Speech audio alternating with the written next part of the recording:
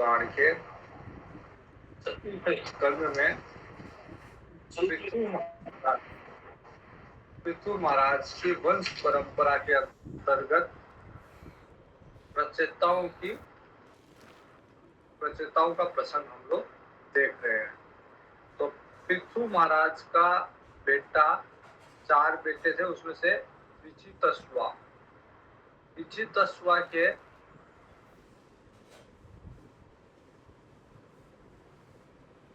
पुत्र थे। विचितस्वा ने अपने 3 भाइयों को अलग अलग दिशाओं का राज्य दिया और विचितस्वा को ही अंतर्धान भी करते थे। विचितस्वा ने क्योंकि अंतर्धान करने की शक्ति प्राप्त की थी इंद्र से, इसलिए उसे ही अंतर्धान भी करते थे। उसके 3 पुत्र हुए, उनमें से एक पुत्र था हविर्धान। हविर्धान के 6 पुत्र थे, जिनमें से एक पुत्र था बरहिसद, और बरहिसद जो था वो प्रजापति बना और इसे बरहिसद को आगे जाके प्राचीन बरही नाम से विख्यात हुआ। तो जो प्राचीन बरही था उसका विवाह समुद्र की पुत्री, प्राचीन बरही का विवाह समुद्र की पुत्री सतरुति से हुआ और उनके यहाँ प्राचीन बरही प्रचेता नाम के 10 पुत्र हुए। तो पृथु महाराज के वंश में 10 प्रचेता, प्रसिद्ध है ये प्रचेता, 10 भाई ये उत्पन्न हुए। अब इनके पिता ने, जो कि प्राचीन बरही थे पिताजी, और उनको प्रजापति का पद मिला हुआ था। तो प्रजापति का मुख्य दायित्व होता है कि प्रजा की वृद्धि करे, प्रजा का पालन करे, प्रजा को ब्रह्मा जी ने प्रजा को बढ़ाने के लिए प्रजापतियों की नियुक्ति की थी ताकि प्रजा का विस्तार करे। तो पिताजी प्रजापति है, तो पिताजी ने इन 10 प्रचेताओं को कहा कि आप लोग भी प्रजा की वृद्धि करो, प्रजा को बढ़ाओ और संतान उत्पत्ति करो। आज के समय जनसंख्या समस्या, मतलब ज्यादा जनसंख्या है, लेकिन उस समय समस्या ये थी कि कैसे जनसंख्या को बढ़ाया जाए, ज्यादा से ज्यादा जनसंख्या बढ़ाई जाए। तो क्योंकि शुरू में जो संकादिक आदि ऋषि थे, उनको कोई इंटरेस्ट ही नहीं था, उनको कोई इसमें कोई उनको प्रसन्नता ही नहीं थी कि वो प्रजा वृद्धि करे। उनकी खुशी या उनका जो लक्ष्य था वो भगवान की प्राप्ति थी। तो ब्रह्मा जी ने फिर मनु शत्रुपा जो मैथुनी सृष्टि प्रारंभ की, उसमें फिर मनु महाराज के पुत्रों में से कई को प्रजापति बनाया ताकि प्रजा की वृद्धि हो। अब पिता ने प्रजा वृद्धि के लिए प्रचेताओं को आदेश दिया है, तो उस आदेश की पालना के लिए उन्होंने समुद्र में प्रवेश करके तपस्या प्रारंभ की। 10,000 वर्ष तक तपस्या की प्रचेताओं ने, और मार्ग में उनको भगवान शिव मिल गए प्रचेताओं को, और भगवान शिव ने उन्हें उपदेश दिया। उसी को एकाग्र होके ध्यान जप पूजन करते रहे प्रचेता। तो मार्ग में प्रचेताओं को महादेव जी के साथ समागम हुआ। उन्होंने उपदेश दिया। भगवान जो शिव जो है वो आत्माराम, आत्मा में अपने आप में मस्त रहते हैं। लोक सृष्टि की रक्षा के लिए अपनी घोर शक्ति के साथ, शिवा के साथ वो सर्वत्र विचरते रहते हैं। तो उन्हें जहां भी लगता है कि लोक कल्याण के लिए किसी को उपदेश देना है, तो भगवान शिव उसे उपदेश प्रदान करते हैं। तो भगवान शिवा के साथ जा रहे थे, उन्होंने देखा 10 प्रचेता तपस्या कर रहे हैं सरोवर में, समुद्र के तरह एक विशाल सरोवर, उसमें तपस्या कर रहे हैं। भगवान शिव को देख के वो लोग सरोवर से बाहर आते हैं, भगवान शिव को प्रणाम करते हैं और महादेव जी उन्हें भगवान विष्णु का एक स्तोत्र सुनाते हैं जिसे रुद्र गीतम कहा गया है। तो भगवान वासुदेव का साक्षात शरण लेता है। भगवान शिव कहते हैं कि वो मुझे बहुत प्रिय है। भगवान शिव में और भगवान विष्णु में कोई अंतर नहीं है, दोनों के भक्त एक दूसरे को बहुत प्रिय होते हैं। तो भगवान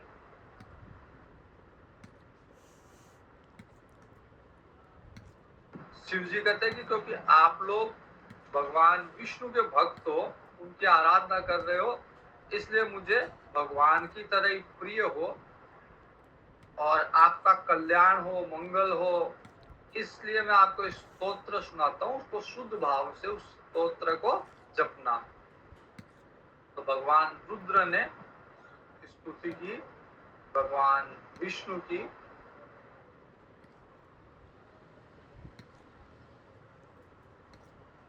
नमस्कार किया भगवान को। भगवान वासुदेव, संकर्षण, प्रद्युम्न, अनिरुद्ध सबको प्रणाम किया और कहा कि ये सारे रूप आपके ही है। सूर्य, चंद्रमा सब आपका ही रूप है, सारी सृष्टि आपका ही रूप है, सारे देव, अग्निदेव आदि सब आपका ही रूप है। वेदों के अधिष्ठाता आप ही है। जल में, वायु में, पृथ्वी में, आकाश में, सब जगह आप है। मृत्यु का रूप भी आपका ही रूप है। प्रवृत्ति और निवृत्ति के जो मार्ग है वो आपकी साधना है और सभी कामनाओं की पूर्ति करने वाले मंत्र मूर्ति आप ही धर्म के स्वरूप हो। ज्ञान शक्ति सब आपसे है, आप ही कर्ता करण कर्म हो। जो रुद्र है, अहंकार है, वो भी आपका ही स्वरूप है।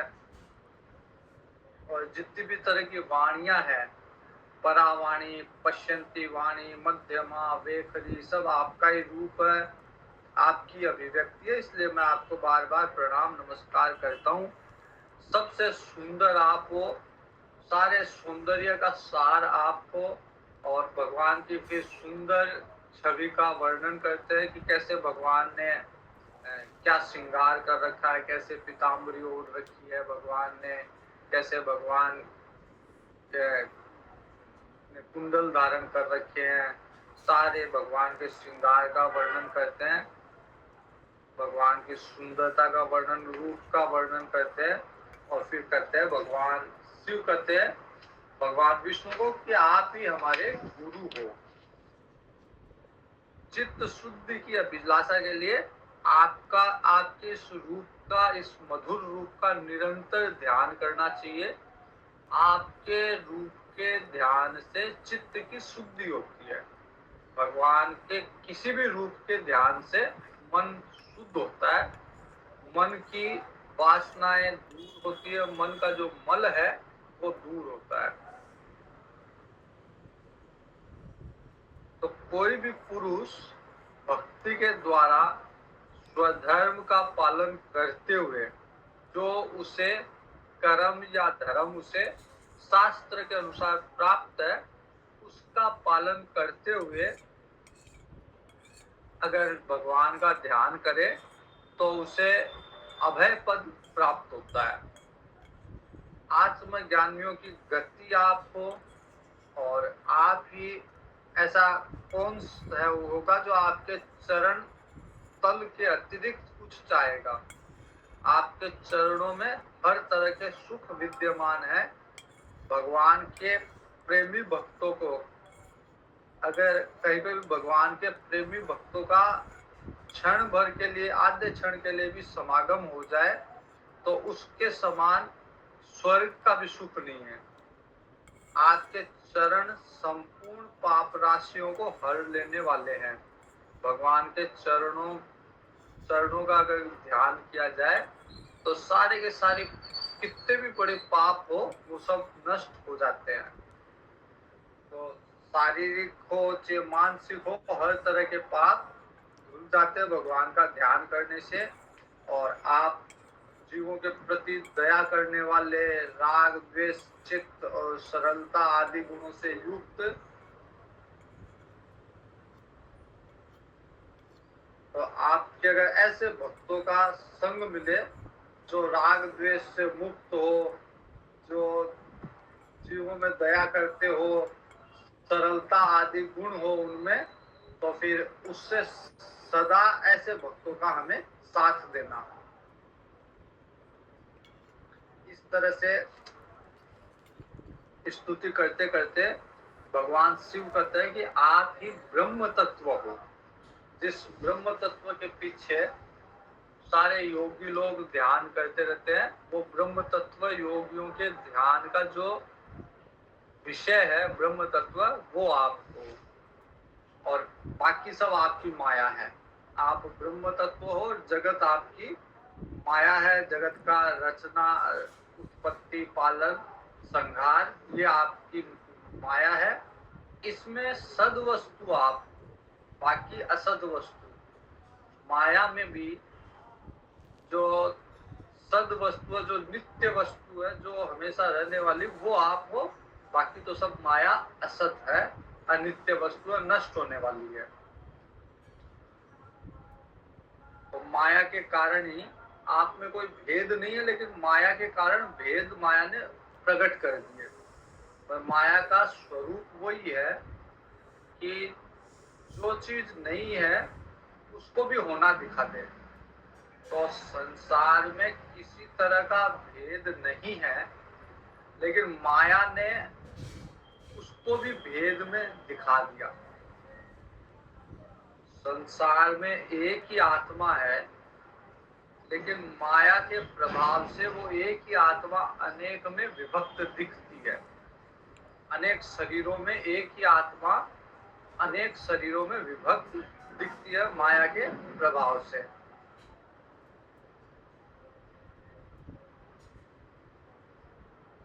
आप ही अद्वितीय आदि पुरुष हो। सृष्टि के पूर्व आपकी माया शक्ति सोई रहती है।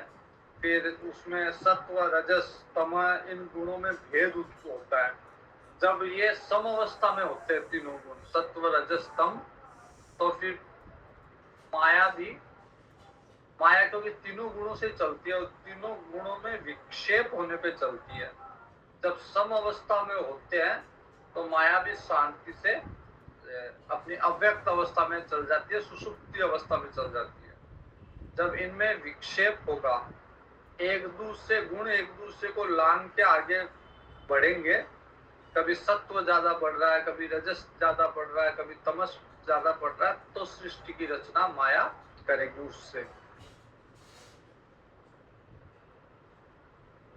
फिर एक बार सृष्टि की रचना हुई तो उससे फिर महत्तत्व, ब्रह्मा जी, शिव जी, अहंकार, आकाश, वायु, अग्नि, जल, पृथ्वी, देवता, ऋषि, समस्त प्राणी जगत की उत्पत्ति होती है। और फिर तरह तरह के कोई जरायुज, कोई अंडज, कोई स्वदेज, कोई उद्बीज आदि शरीर अंश रूप से आप सब में प्रवेश करते हो। तो कोई भी तरह का छोटे से छोटा जो स्वेदज है, जो पसीने से उत्पन्न हुआ जीव है, उससे लेके और बड़े से बड़ा जरायु हो या अंडज हो जो अंडे से उत्पन्न हुआ, या मनुष्य का शरीर जैसे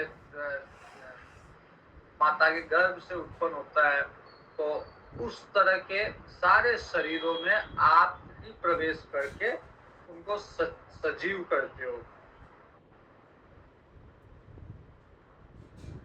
और ये जो भगवान का अंश, ये अंश शरीर में आके विषयों को भोगने लग जाता है।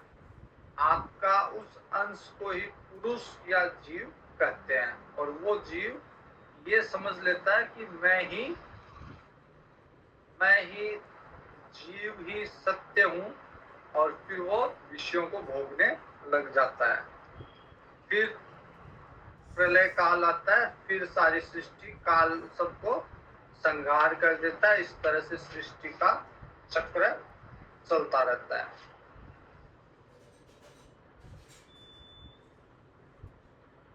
और जीव फिर प्रमाद में, मोह में डल जाता है, उसको अपना उद्देश्य भूल के उसको केवल अमुक कार्य करना है, ये कार्य किया, ये करना है, इसी चक्कर में लग जाता है।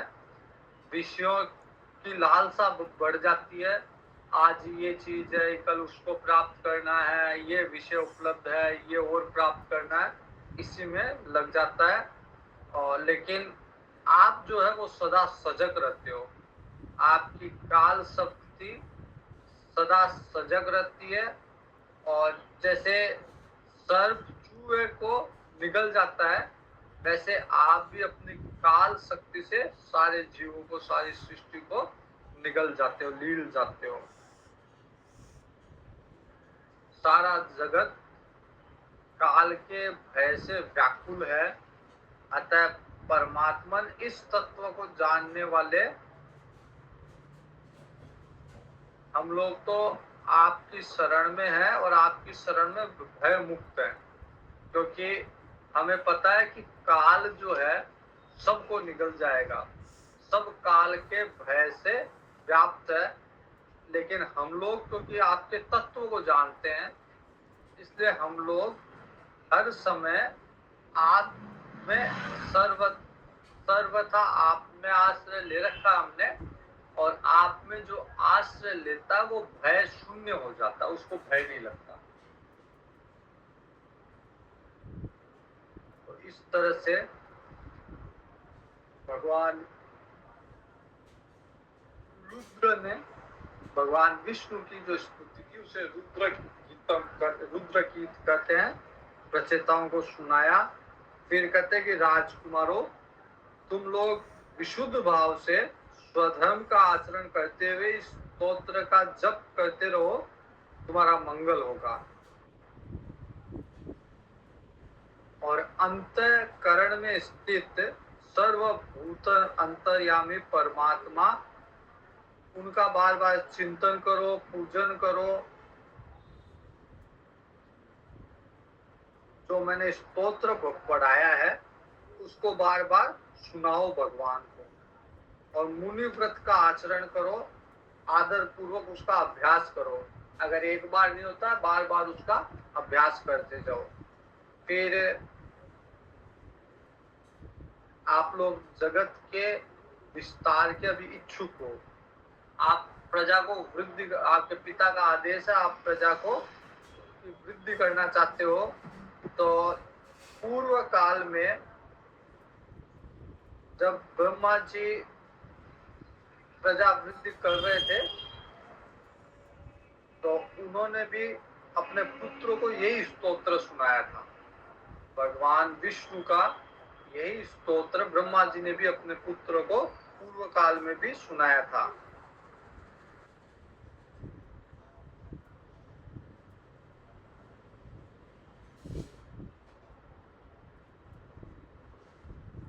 तो हम लोगों ने भी अज्ञान से निवृत्त होके, भगवान शिव कहते हैं कि उस समय में भी अज्ञान से निवृत्त होके प्रजापतियों ने प्रजा की वृद्धि की थी।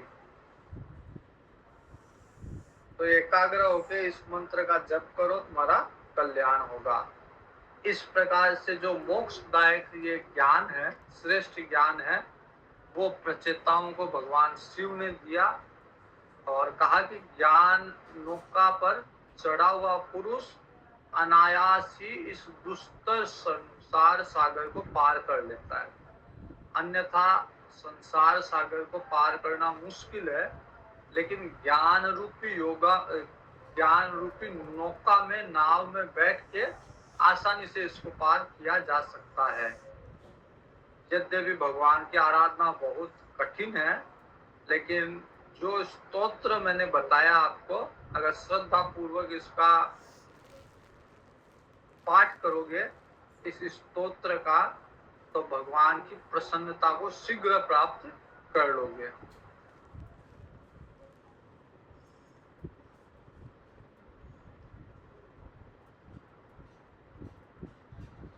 इस तरह से ये स्तोत्र देख के भगवान शिव कहते हैं कि श्रद्धा के साथ हाथ जोड़ के कोई भी सुनता सुनाता है, सब प्रकार के कर्म बंधन से वो इससे से मुक्त हो जाता है।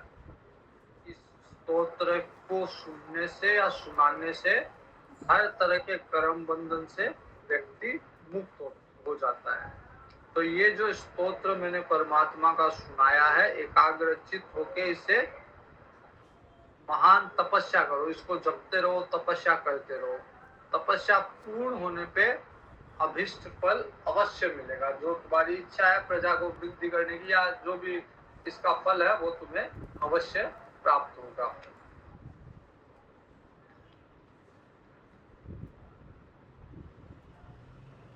तो इस प्रकार भगवान शिव ने प्रचेताओं को उपदेश दिया और प्रचेताओं ने भगवान शिव की पूजा की। रुद्र के बताए हुए स्तोत्र को जप करते हुए 10,000 वर्ष तक उन्होंने तपस्या की।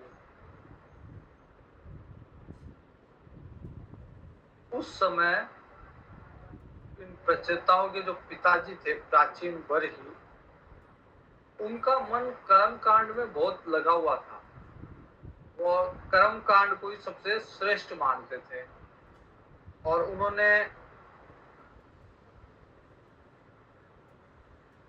उनको नारद जी ने कई बार समझाया भी, नारद जी ने ज्ञान भी दिया, लेकिन जब कर्म कांड में व्यक्ति ज्यादा उलझा हुआ रहता है तो उसे अध्यात्म ज्ञान या मुक्ति का ज्ञान उसे अच्छा नहीं लगता। जैसे किसी का बहुत बड़ा व्यापार चल रहा हो, सारे दिन व्यापार में लगा हुआ हो, उसको बुला के आप बोलोगे सुनो शाम को 9 से 10 बजे क्लास चलती है और उसमें मुक्ति की बात बताई जाती है, तो उसको अच्छी नहीं लगती।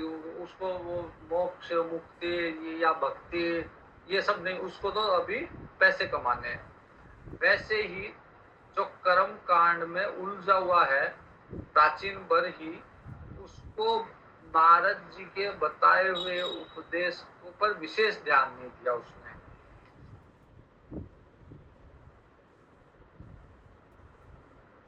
नारद जी ने कहा कि राजन, इन कर्मों से जो तुम कर्म कर रहे हो, इनसे तुम्हारा कल्याण नहीं होने वाला।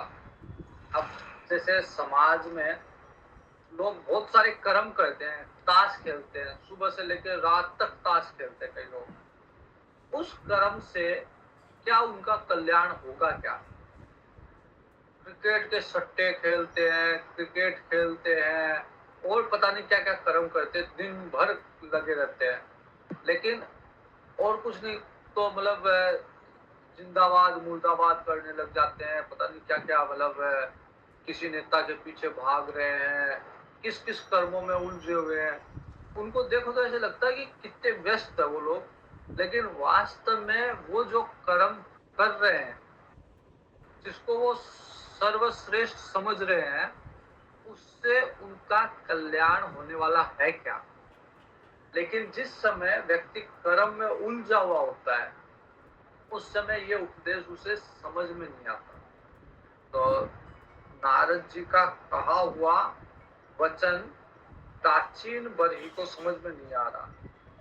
नारद जी कहते हैं कि दुखों के अत्यंतिक नाश और परमानंद की प्राप्ति का नाम कल्याण है, वह तो कर्मों से नहीं मिलता।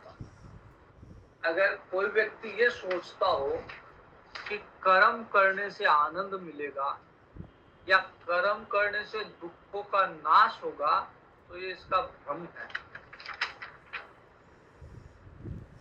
कर्म करने से कभी आनंद प्राप्त नहीं हो सकता। लोगों का भ्रम है कि कर्म करेंगे तो सुखी रहेंगे। कर्म, उनको लगता है कि जितना कर्म करेंगे उतना पैसा मिलेगा, पैसे से उतना सुख का साधन खरीदेंगे और वो सुख के साधन से हम सुखी रहेंगे, या पैसा मिलेगा, पैसे से मान प्रतिष्ठा बढ़ेगी तो उससे हम सुखी हो जाएंगे। लेकिन कभी भी कर्म से सुख नहीं मिलता। कर्म करने से, पहले बात तो कर्म करने से, जैसे 1000 आदमी कर्म करते हैं, उससे धन प्राप्त सभी को हो यह आवश्यक नहीं है। कोई तो कुछ नहीं करता, थोड़ा सा प्रयास करता, उसको बहुत सारा धन मिल जाता है, और कोई बहुत प्रयास करता है तो भी उसको थोड़ा बहुत भी धन नहीं मिलता। तो कर्म करने से धन मिलता है, ये कोई युक्ति नहीं है। उसके भाग्य में है तो उसे प्राप्त होगा। बहुत सारे लोग ऐसे हैं, जैसे किसी का जन्म राजा के यहाँ हुआ है या धनवान के यहाँ हुआ है, तो उसको तो कर्म करने की आवश्यकता ही नहीं पड़ी, जन्म से ही उसे धन प्राप्त है, या थोड़े से प्रयास से धन प्राप्त हो गया। इसका अर्थ क्या हुआ कि उसके भाग्य में लिखा था, उसके कर्म से उसको प्राप्त हुआ, ऐसा नहीं है। और कई हम लोग देखते हैं कि पूरा जीवन बीत जाता कर्म करते करते, उन्हें कुछ प्राप्त होता ही नहीं है। तो नारद जी समझा रहे हैं प्राचीन बरही को कि कर्म से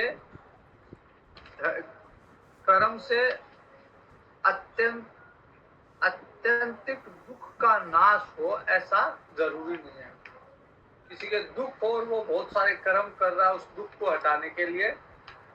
कई बार तो ऐसा होता है कि जैसे किसी के कोई दुख है और वो तो स्वयं प्रयास कर ही रहा है, दूसरा भी उसकी सहायता कर रहा है, लेकिन जैसे एक समस्या से उसको मुक्त करोगे, प्रयास करके, मदद करके, सहायता करके, दूसरी समस्या उससे बड़ी आ जाएगी उसके। तो इसका मतलब, इसका अर्थ यही हुआ कि उसको उसके नसीब में, उसकी किस्मत में वो घटना है। अब फिर ये सवाल ये है कि इनसे मुक्त कैसे हुआ जाए।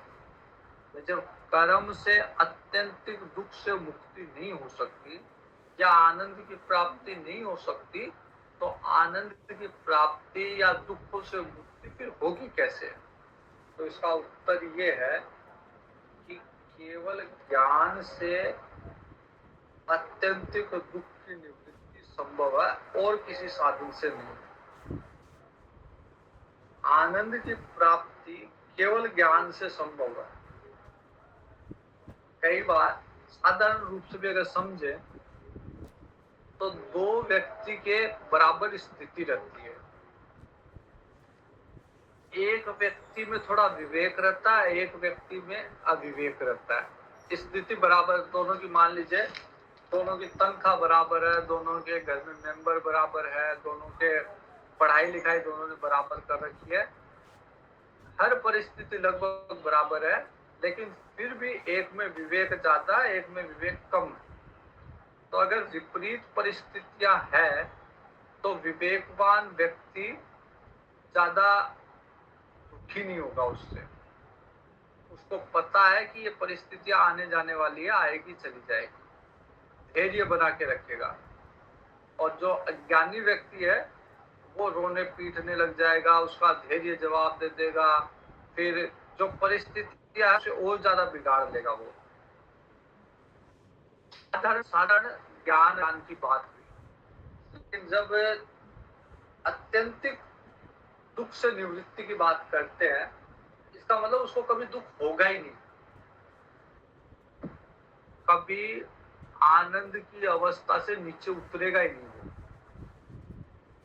तो अगर किसी व्यक्ति में ज्ञान है, वो ये समझता है कि ये शरीर मैं नहीं हूं, तो शरीर को होने वाला कोई भी कष्ट, सुख या दुख को वो अपने ऊपर लेगा ही नहीं।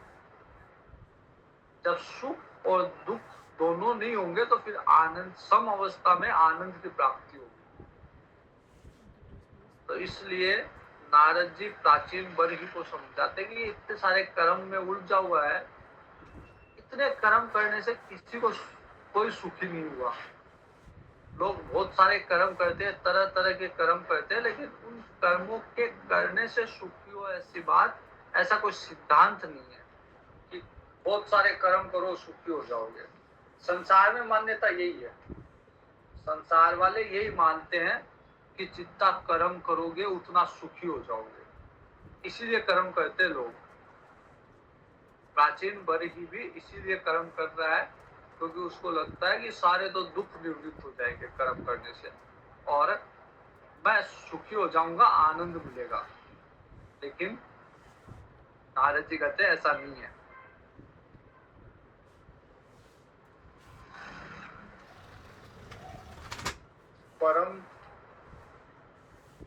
परमानंद की जो प्राप्ति कल्याण है, इसी का नाम कल्याण है कि परम आनंद की प्राप्ति हो गई, मतलब सुख दुख से ऊपर उठ गया, आनंद की अवस्था में है। तो वो कर्मों से प्राप्त नहीं होती। तो राजा ने कहा, प्राचीन बरही ने कहा कि मेरी बुद्धि तो, नारद जी क्या करूं, मेरी बुद्धि तो कर्मों में ही फंसी हुई है, मैं निकल नहीं पाता कर्मों से।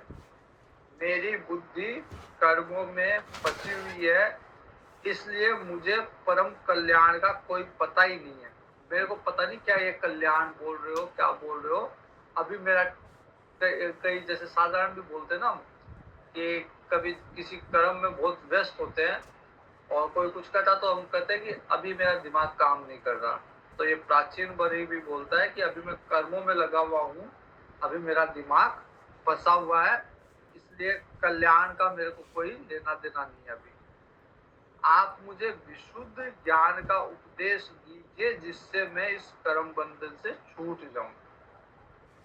या तो आप मेरे को विशुद्ध ज्ञान बताइए जिससे इस कर्म बंधन से मुक्त हो जाऊं। वैसे अभी मेरी बुद्धि जो है वो इसमें फंसी हुई है कर्म में, तो मेरे को ये उपदेश लगने वाला है नहीं।